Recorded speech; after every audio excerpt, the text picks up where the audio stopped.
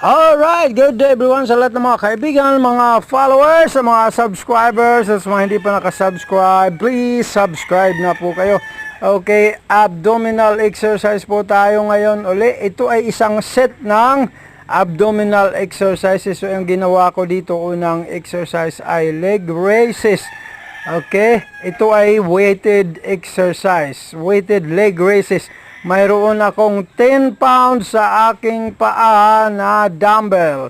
And then sumunod na ginawa ko ay ang reverse crunches. Yung tuhod, i-drive nyo papunta sa dibdib. Alright? Inhale, exhale, hu. Alright, yan. Yan talagang ramdam ko yan dyan.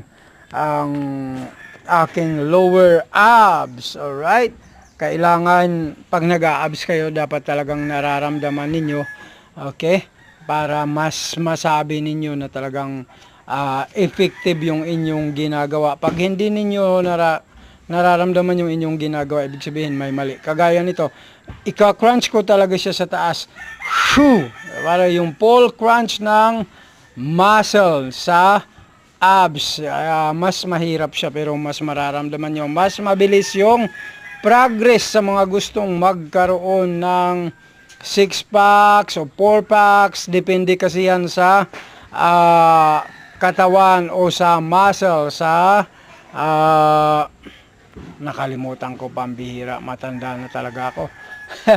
Depende yun sa katawan ng tao. Okay, and then sumunod ito naman yung serratos, ang target ko naman dito. Parang side crunches naman siya. Okay? Ganun lang. Ganun kasimple. Basta lagi niyong tatandaan. Inhale, exhale, and then pull crunch.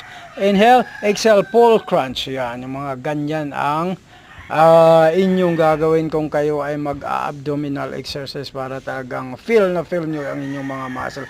Salamat po. Please subscribe.